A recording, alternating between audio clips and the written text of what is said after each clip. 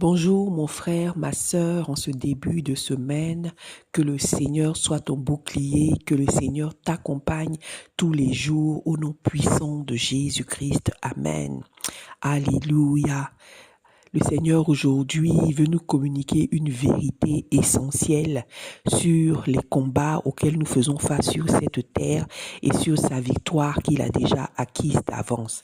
Alléluia. Nous allons lire quelques passages dans ce sens, mais avant, je voudrais juste dire en ce début, en cette entame de la graine de semence, que le Seigneur est notre protecteur et il est notre victoire. Alléluia. Dans ce monde de ténèbres où le diable nous épie tous les jours, le Seigneur est notre victoire et il est notre protection. Amen. Aujourd'hui, je rentrais d'un petit voyage à l'intérieur du pays, hors d'Abidjan. Et lorsque je suis arrivé, j'étais en train de bénir le Seigneur au volant et de dire, Seigneur, tu es un Dieu extraordinaire, tu es un Dieu sans pareil. Et le Saint-Esprit m'a fait comprendre que bénir le Seigneur, alléluia, lorsqu'il t'envoie sain et sauf au retour d'un voyage ou lorsque tu quittes pour un voyage, c'est une grâce infinie qui nous appartient et c'est une grâce à ne pas prendre pour acquise. Alléluia, parce que nous avons des adversaires qui sont constamment en train de nous épier. Alléluia, mais des adversaires qui sont pernicieux et qui sont dangereux. Et chaque fois que le Seigneur nous garde et nous protège, chaque jour que nous nous levons, alléluia, et que nous nous couchons le soir avec l'Éternel qui nous a gardés, qui a gardé nos familles, qui a gardé nos alliés, ce n'est pas une grâce à prendre en vain, mes frères, mes sœurs, c'est une manifestation chaque jour de la victoire de l'Éternel. Donc ne sois jamais dans la routine. Lorsque tu dis merci au Seigneur pour sa protection, pour sa victoire, au nom puissant de Jésus, parce que c'est le fruit de sa puissance, alléluia, et c'est le fruit de son sacrifice. Nous avons la victoire éternellement, mais soyons conscients que nous avons un adversaire qui constamment nous épie. Alors c'est la grâce de Dieu qui nous accompagne et qui nous suffit. Alléluia. Alors nous lisons les passages de la graine de semence de ce matin et nous commençons par le passage de 1 Pierre, le chapitre 5, le verset 8. Amen. La parole de Dieu dit dans 1 Pierre 5, verset 8. Soyez sobres, veillez. Votre adversaire, le diable, rôde comme un lion rugissant, cherchant qui il dévorera. Alléluia. Nous trouvons notre deuxième passage dans le livre de Éphésiens chapitre 6 versets 10 à 13. Au reste, fortifiez-vous dans le Seigneur et par sa force toute puissante, revêtez-vous de toutes les armes de Dieu afin de pouvoir tenir ferme contre les ruses du diable. Car nous n'avons pas à lutter contre la chair et le sang, mais contre les dominations, les autorités, les princes de ce monde de ténèbres, les esprits méchants dans les lieux célestes, au nom de Jésus. Amen. Nous trouvons notre troisième passage dans le livre de 2 Corinthiens 6, le verset 7. La Bible dit, par la parole de la vérité, par la puissance de Dieu et par les armes offensives et défensives de la justice, au nom puissant de Jésus. Et nous lisons le dernier passage dans Ésaïe chapitre 32, le verset 7. Alléluia, la parole de Dieu dit, les armes du fourbe sont pernicieuses. Ils forment de coupables desseins pour perdre les malheureux par des paroles mensongères, même quand la cause du pauvre est juste, au nom puissant de Jésus. Amen. Alléluia. Donc les passages de cette graine de semence-là nous apprennent donc une vérité qui est celle d'adversaires constamment aux aguets contre les enfants de Dieu, contre les élus de Dieu. Alléluia. Et il est très important de comprendre plusieurs vérités de ce passage que le Saint-Esprit veut nous communiquer. La première, c'est que nos adversaires sont nombreux. Ils sont nombreux. Ils nous épient. Ils rôdent comme des lions rugissants. Alléluia, il faut le comprendre, il faut le réaliser. Nos adversaires sont nombreux. Il y a le diable lui-même. La Bible dit votre adversaire, le diable. Donc sachons que nous sommes quelque part en guerre parce qu'il y a constamment quelqu'un qui est le diable qui nous épie. La Bible dit il rôde comme un lion rugissant. Sortons des paroles et de la routine de l'écriture pour comprendre et imagine que ce que le Seigneur dit de manière invisible, que le diable rôde, ce que ça veut dire physiquement, ça veut dire que imagine que chaque fois que tu es dans ta maison, tu dors, il y a un lion féroce, c'est-à-dire un lion mauvais, un lion féroce, un lion qui aime le sang, qui aime verser le sang de ses victimes. Et c'est ça le lion en fait, il aime le sang frais. C'est pour ça que le lion il tue et puis il peut manger même vivant, c'est-à-dire il peut prendre une proie et puis commencer à la manger sans forcément la tuer parce que le lion aime le sang frais. Et c'est ça le diable. Imaginez donc que ce lion-là, il est costaud, il est déchaîné, il est féroce et puis il rôde autour de vous, il rôde autour de votre maison, il rôde autour de votre maison. Alléluia, parce que notre maison c'est le temple de Dieu. Alléluia. Nous sommes Jésus-Christ est la victoire, donc il ne peut pas rentrer dans notre maison. Amen. Si tu gardes ta maison pure, si tu gardes ta maison sainte devant le Seigneur, que tu as cru en Jésus-Christ, que tu as la foi et que tu vis avec le Seigneur, ta maison est de Dieu. L'Éternel est à l'intérieur. Le diable ne peut pas rentrer dans ta maison.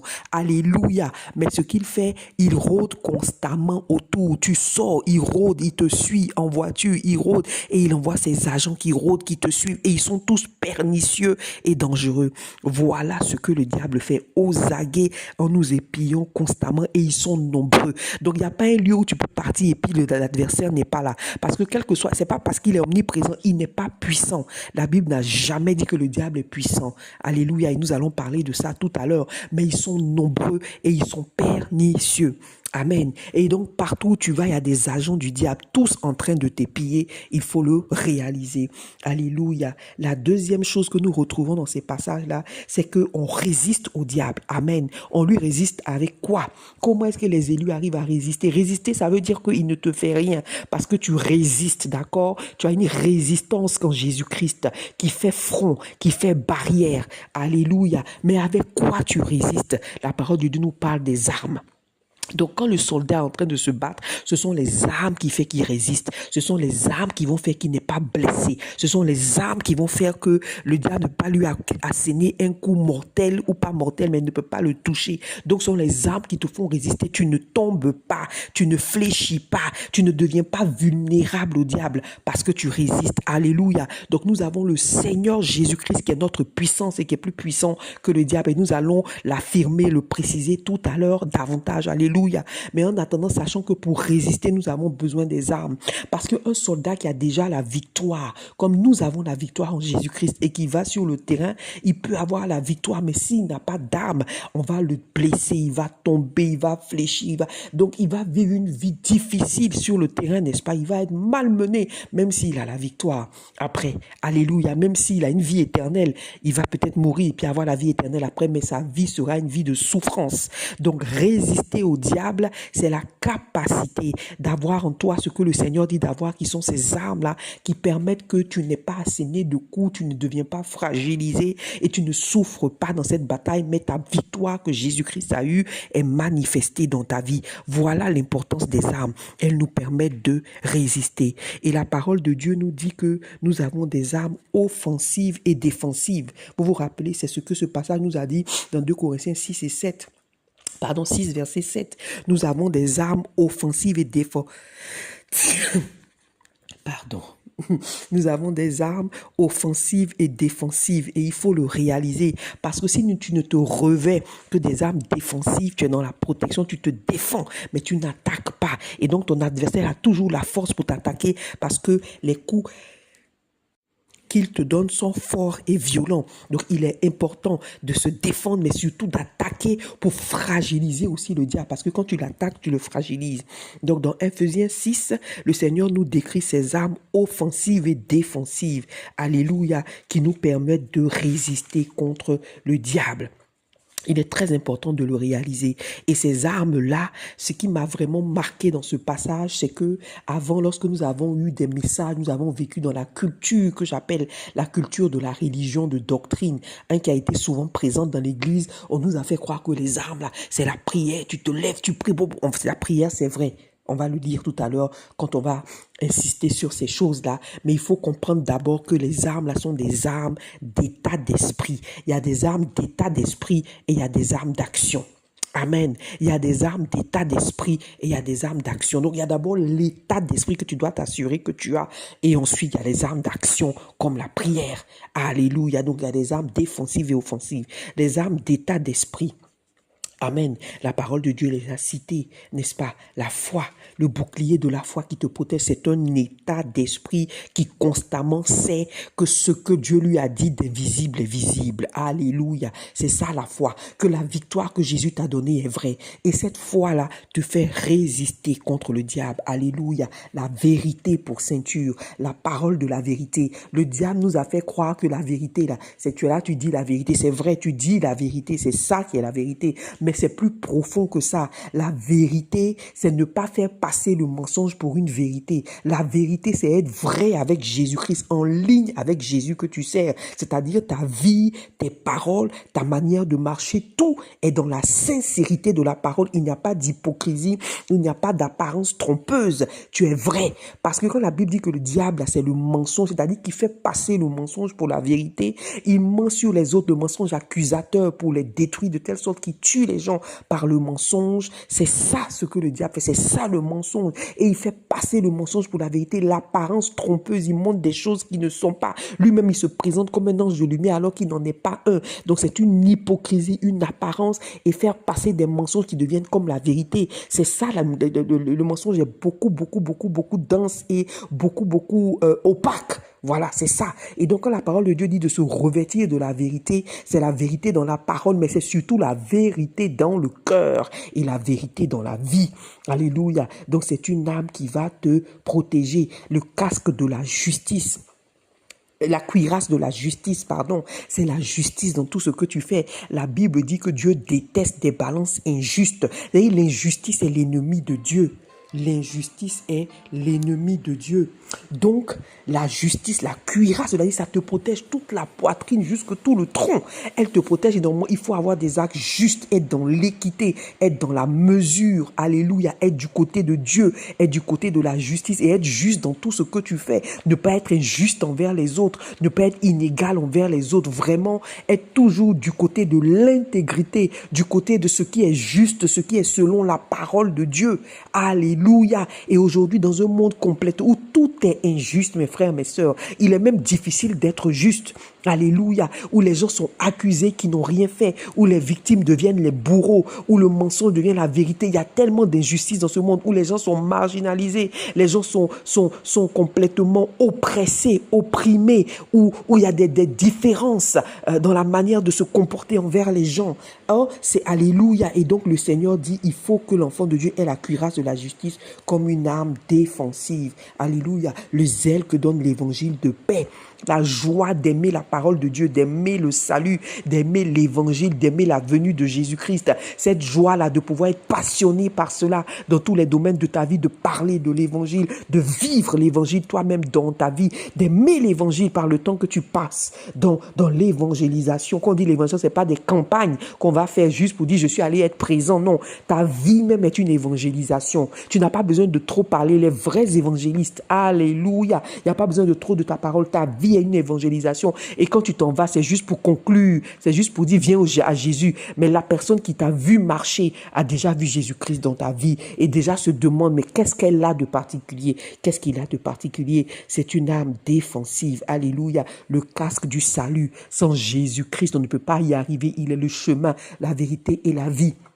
C'est le salut qui protège la partie la plus sensible de ton corps pour que le diable ne t'atteigne pas. Le salut, le sang de Jésus, la foi en Jésus-Christ, recevoir Jésus-Christ et croire qu'il est le Fils de Dieu et qu'il est venu mourir sur la terre pour nous. Alléluia. Et cette foi-là doit rester, on doit persévérer dans la foi parce que tu peux avoir reçu Jésus-Christ et ta foi s'estompe, mes frères, mes sœurs. Le mensonge qui t'a dit que parce que tu as donné ta vie à Jésus-Christ, une fois tu es fini, tu es sauvé à vie, c'est faux. Le casque du salut, il se porte tout le temps. Si tu l'enlèves, tu n'as plus le casque du salut sur ta tête. Alléluia. Croire en Jésus-Christ, c'est une question de vie. C'est une question de vie chaque jour. Alléluia. Voici les armes défensives. Amen.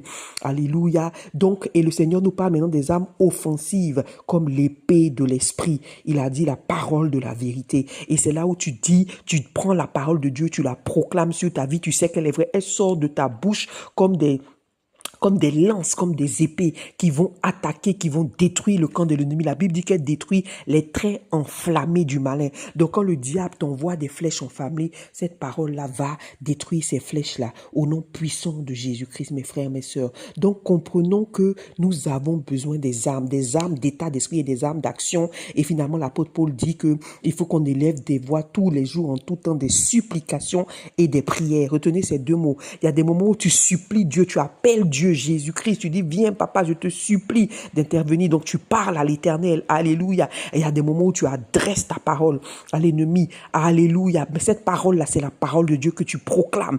Donc c'est comme si c'est Dieu même qui parlait, parce que tu utilises ce qu'il a dit au nom puissant de Jésus-Christ, alléluia. Amen. Donc mes frères, je veux qu'on comprenne aussi en troisième vérité ce que ces versets nous dit dans Isaïe 32, verset 7, que les armes du diable sont pernicieuses. C'est-à-dire que le diable, la Bible n'a jamais dit qu'il est puissant. La puissance appartient à Dieu. C'est ce que la parole de Dieu a dit. Nous sommes revêtus de ces armes-là par la puissance de Dieu. Jésus-Christ a déjà tout vaincu. Il est puissant. C'est lui qui a la puissance. Le diable n'a aucune puissance. Mais vous savez ce que le diable est? Il est redoutable. Il est effrayant, c'est ça, redoutable. Pourquoi? Parce que ses armes à lui, parce que le diable a des armes. C'est ce que la parole de Dieu nous dit dans Isaïe 32, verset 7. Mais ses armes sont pernicieuses, c'est-à-dire qu'elles sont vicieuses. Et la Bible dit que c'est un méchant, un esprit méchant. Et ils sont nombreux. Il y a les princes de ce monde, ils sont nombreux dans les princes de ce monde. Il y a les dominations, il y a les autorités dans les lieux célestes, il y a les principautés. Donc ils sont nombreux et puis ils sont pernicieux, ils sont méchants, c'est-à-dire des choses qui vont faire virulentes là. C'est ça, c'est cette méchanceté-là qui rend le diable redoutable. Mais ce n'est pas qu'il est puissant, il est redoutable, il est effrayant. Souvenez-vous de la bataille de David avec Goliath, comment Goliath était géant avec ses armes. Vous allez voir que les armes de ce genre de personnes-là, c'est comme vous avez pu imaginer un peu dans l'Antiquité, comment les gens se battaient, des grosses boules avec des pointes autour et puis une grande chaîne. On peut lancer la chaîne comme ça, la fait tourner, puis la boule a plein de pointes. Vous voyez ce genre de choses. Il a des armes pernicieuses, c'est des armes même là. Si vous souvenez aussi, il y a des armes qui sont un peu comme des chaînes. Quand il lance ça sur le cou des gens, il tire, ça les étreint avec des trucs et puis ça peut rentrer dans le cou.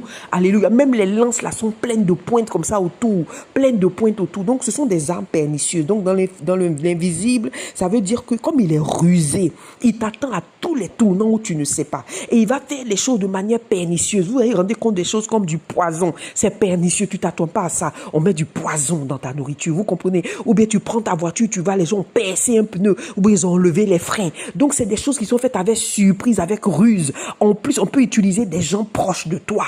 On peut utiliser des gens auxquels tu t'attends pas. Et puis ils viennent et puis ils les achètent. Et puis dans leur façon de faire, ils vont te... Donc ce sont des choses pernicieuses. C'est ce que la Bible dit, que le fourbe, ses arbres sont pernicieuses. Il a des desseins coupables. C'est-à-dire que ce qu'il pense constamment, c'est la méchanceté. Quand le diable est là comme ça, c'est comment être mauvais, comment surprendre quelqu'un. C'est pour ça qu'il est aux aguets. C'est pour ça qu'il est pire. Parce qu'il veut t'attraper au moment où tu ne t'y attends pas le moins. C'est pour ça que la parole de Dieu dit, soyez sobre et veillez.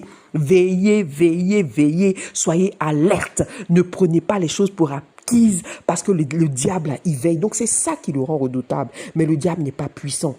Oui, Goliath, il avait fait ça depuis son enfance. Saül a dit à David, depuis son enfance, lui là, il fait la guerre de cette manière. Donc le diable, il y a longtemps, depuis il existe là, il est pernicieux, il tue, il méprise, il fait des pièges, il trahit, tout ça. Et donc il sait faire ça tellement bien. Tu ne peux pas faire ça plus que lui. Tu peux pas faire ça mieux que lui. Il est habitué et c'est ce qui le rend redoutable parce qu'il y a longtemps qu'il est dedans et il est pernicieux dans tout ce qu'il fait et c'est ça qui le rend redoutable. Il est important de le comprendre. Mais gloire à l'Éternel, le Dieu des armées, qui les a vaincus, qui a vaincu le diable. Alléluia. La Bible dit dans 1 Jean 4:4 que celui qui est en nous est plus grand que celui qui est dans le monde. Alléluia. Dans l'ancien temps, les gens revêtaient les armes là physiquement. Mais nous, nos armes, on les revêt spirituellement parce qu'elles sont en nous. Ce sont des armes d'état d'esprit. Une fois que tu as cet état d'esprit mental fort dans la foi, alléluia. Une fois que tu vis dans la vérité et que tu vis dans la sincérité, une fois que tu as reçu Jésus-Christ dans ton cœur, alléluia, une fois que tu aimes l'évangile, amen, et que tu déclares la parole de Dieu, tu es irrésistible, tu es inattaquable, il ne peut pas te toucher. Il peut t'attaquer, il va t'attaquer, mais il ne pourra jamais t'atteindre, alléluia, parce que celui qui est en nous est plus fort que celui qui est dans le monde, alléluia. La Bible dit dans Hébreux 2,14 que Jésus-Christ a anéanti celui qui a la puissance de la mort. Donc la puissance qu'il avait avant, là, c'était la mort. C'était la seule puissance du diable. Il n'avait pas d'autre puissance. Cette puissance a été anéantie. Donc ce qui lui reste là, c'est être effrayant, être redoutable par les choses pernicieuses qu'il fait. Mais lui-même, il n'a plus de puissance. Au nom puissant de Jésus, gloire à l'Éternel, à l'agneau de Dieu. Et finalement, dans Colossiens 2,15, ce passage que j'aime, gardez ce passage dans vos âmes tous les jours. La Bible dit, il a dépouillé les dominations et les autorités. Il les a livrées publiquement en spectacle. Amen. Donc le diable, et puis tous ceux ils sont tellement nombreux, mais ils ont été livrés publiquement en spectacle. Donc ils ont échoué. La victoire est donc notre. Mais si tu as la victoire et que tu vas sur le terrain de guerre, tu n'as pas tes armes, tu es fragilisé. Si tu as la victoire et tu n'as pas la foi, le bouclier, tu es fragilisé. Si tu as la victoire et que tu ne pries pas, tu es fragilisé. Tu n'attaques pas. Les traits enflammés vont venir contre toi constamment. À un moment donné, tu vas t'affaler parce que ça va être trop fort. Donc, il faut attaquer, mais il faut être sur la défensive aussi. Donc, les armes offensives et défensives. Alléluia. Mais nous avons déjà la victoire en Jésus-Christ. Amen. Donc, retenons cela et veillons. Parce que le diable est aux aguets dans nos vies, mais nous avons la victoire. Amen. Et je veux qu'on termine avec ce passage-là de Psaume, chapitre 18, les versets 30 et 31. La Bible dit, « Avec toi, je me précipite sur une troupe en armes. Avec mon Dieu, je franchis une muraille. Les voies de Dieu sont parfaites. La parole de Dieu, de l'Éternel, est éprouvée. Il est un bouclier pour tous ceux qui se confient en lui. » Qu'est-ce que David est en train de dire? David qui a subi les hargnes de l'ennemi, les attaques de l'ennemi si violemment. Mais il s'est rendu compte quand le Seigneur l'a délivré, il a dit, une seule personne, David, une seule personne qui aime Dieu, qui a la foi en Dieu, qui parle selon la vérité, qui a la justice, qui vit selon la justice, qui aime Jésus-Christ. Une seule personne va comme une troupe en armes. C'est-à-dire des milliers du diable, lui-même à la tête en armes. Une seule personne qui a le cœur en Jésus-Christ. Qu'est-ce qu'il fait? Il fonce sur cette troupe-là et il a la victoire. Alléluia! On n'a pas besoin d'être plusieurs contre tout le royaume des ténèbres parce qu'en nous, il y a Jésus-Christ. Lui seul, il est en une personne et lui seul, il règle le problème. Amen! Mais pour ça, il faut que tu sois conscient, mon frère, ma soeur, que le diable est aux aguets, il t'épie dans ta vie. Il faut que tu sois conscient que Jésus-Christ est en toi et il faut que tu te revêtes des armes défensives et offensives dans ton état d'esprit solidifié par la foi. Alléluia, solidifié par la vérité. Alléluia, la manière dont tu marches en sincérité avec Christ. Tu es en ligne. On ne peut pas trouver un coin de ta vie, on va dire ça là, tu trompes Dieu. Tu es en ligne, tu marches avec Jésus-Christ. Tu es juste dans tout ce que tu fais. Ce que tu veux, c'est la justice. Ce que tu cherches, c'est la justice. Tu es du côté des opprimés, tu es du côté des malheureux. C'est pas toi qui es le bourreau des malheureux et des opprimés. C'est pas toi qui crée le malheur des autres, mais tu te positionnes en tant que juste. Alléluia. Tu crois en Jésus, tu t'assures que ta foi, là, tu persévères dans ta foi pour maintenir le casque du salut. Amen. Et tu cours, tu aimes l'évangile, tu es passionné pour l'évangile. Alléluia. Une seule personne. Toi seul, si tu fais ça, alléluia, et tu assaisonnes le tout de prière constante.